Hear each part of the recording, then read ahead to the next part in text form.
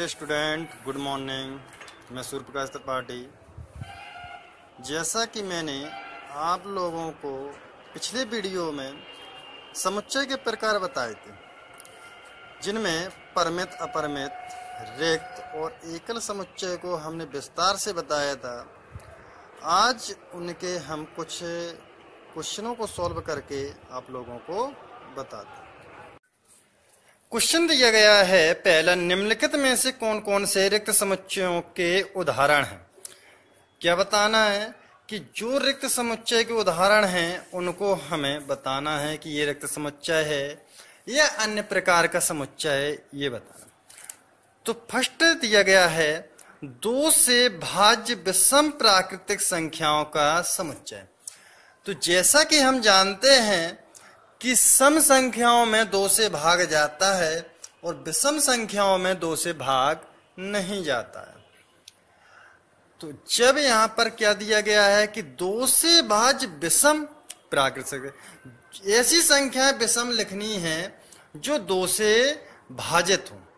अब 2 से कभी विषम संख्याओं में भाग जाता ही नहीं है, तो ये हमारा कैसा आ जाएगा, रिक्त समुच्चय। क्योंकि इस समुच्चय में हमारे एक भी अवयव नहीं होंगे, तो ये हमारा कैसा आएगा, रिक्त समुच्चय आएगा।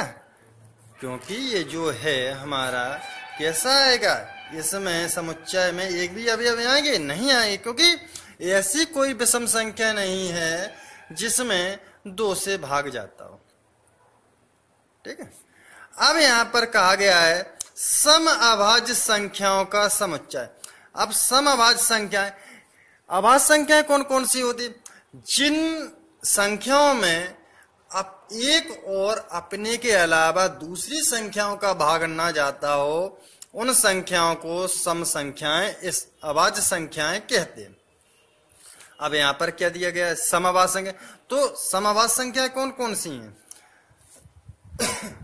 तो अभाज्य संख्याएं तो होती हैं जैसे 2 है, 3 है, 5 है, 7 है, 11, ये हमारी अभाज्य संख्याएं होती हैं। इनमें से 2 एक ऐसी संख्या है जो हमारी कैसी है, सम है कि नहीं है। अब इस समुच्चय में एक एलिमेंट आ रहा कि नहीं आ रहा, आ रहा है एक एलिमेंट, तो ये हमारा रिक्त समुच्चय नहीं होगा, कैसा होगा, एकल समुच्चय होगा कि नहीं होगा। एकल समुच्चय हमने बताया था जिस समुच्चय में एक अवयव हो वो एकल समुच्चय होता है, तो ये हमारा रिक्त समुच्चय नहीं है। तो यहां पर हम आंसर में राइट करेंगे कि रिक्त समुच्चय नहीं है। ठीक, आई होप समझ में आया होगा कि रिक्त समुच्चय के हमें उदाहरण बताना है कौन कौन से रिक्त समुच्चय। तो ये तो हमारा रिक्त समुच्चय में नहीं आ रहा ना, तो ये कैसा है, हमारा एकल समुच्चय, इसलिए हम इसमें क्या लिख देंगे, रिक्त समुच्चय नहीं है। नेक्स्ट दिया गया है x सच डेट x एक प्राकृतिक संख्या है जो कि x इज लेस देन 5 है, और साथ ही साथ क्या है, x इज ग्रेटर देन 7। क्या दिया गया है कि जो 5 से बड़ी है, x जो है, x की संख्या जो है कैसी है हमारी, 5 से छोटी है कि नहीं है। और यहां पर क्या दिया गया है, 7 से कैसी है, बड़ी है, कैसी है, 7 से बड़ी है। तो यहां पर ऐसी कोई भी संख्या नहीं आ रही है जो हमारी कैसी हो, इसके बीच में हो, अतः ये हमारा कैसा है, रिक्त समुच्चय। क्योंकि कोई भी संख्या नहीं आ रही है, क्योंकि 5 से छोटी, 5 से छोटी कैसी होगी हमारी, 1 2 3 4 होगी, होगी कि नहीं होगी। और यहां पर क्या दे रहा है, x जो है वो कैसा है, हमारी 7 से बड़ी है, तो ये भी नहीं आ रही है, आ रही कि नहीं आ रही।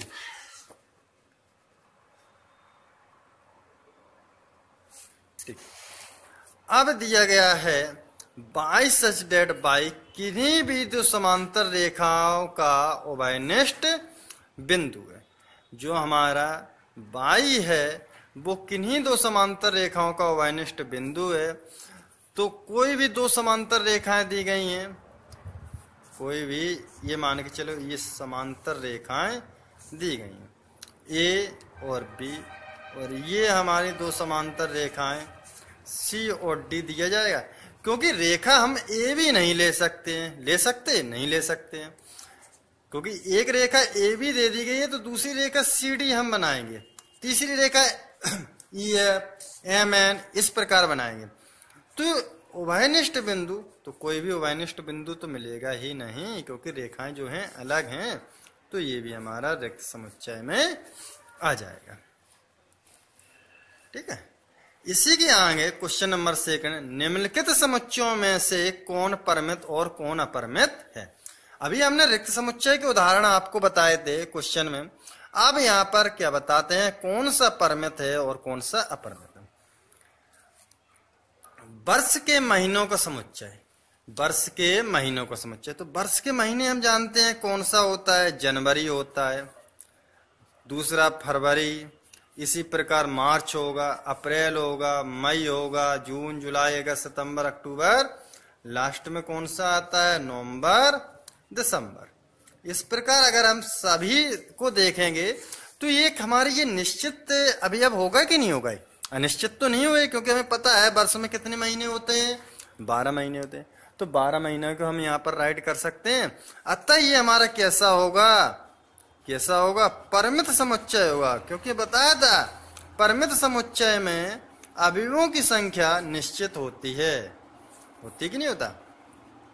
सेकंड दिया गया है 1 2 3 डॉट डॉट डॉट डॉट, तो इसका मतलब है कि यहाँ पर कोई हमें एंडिंग पॉइंट नहीं दिया गया कि लास्ट में कौन सा होगा। जिस प्रकार देखो हमने जनवरी फरवरी डॉट डॉट डॉट डॉट लिखा है, लेकिन लास्ट में दिया है कि लास्ट क्या है, नवंबर दिसंबर, तो इसकी बीच की संख्या हमें पता है। लेकिन यहाँ पर हमें नहीं पता है कि लास्ट कहाँ तक जाना है, यानी कि लास्ट में इंफिनिटी, यानी कि इसे हम काउंट नहीं कर सकते हैं। जब काउंट ना कर सकें तो उसे हम अपरमित समुच्चय कहते हैं। ये हो गया हमारा परमित। इसी प्रकार 1 2 3 और लास्ट में 99। लास्ट में अगर दिया गया तो इसका मतलब है कि 1 से लेके 100 तक की गिनती लिखी है। जब हमें पता है लास्ट का पॉइंट तो हम इसे परमित समुच्चय का रूप देते हैं। इस परमित समुच्चय होगा 100 से बड़े धन पूर्णांकों का समुच्चय। अब 100 से बड़े तो बहुत सारे धन पूर्णांक हैं कि नहीं है, हैं 100 से बड़े धन पूर्णांक बहुत सारे। तो ये कैसा होगा, हमारा अपरमित होगा, क्योंकि लास्ट पॉइंट ना दिया जाए तो वो हमारा अपरमित यानी कि अनकाउंटेबल में जाता है, तो अपरमित समुच्चय होगा। तो आशा है कि आप लोगों को ये वीडियो पसंद आए।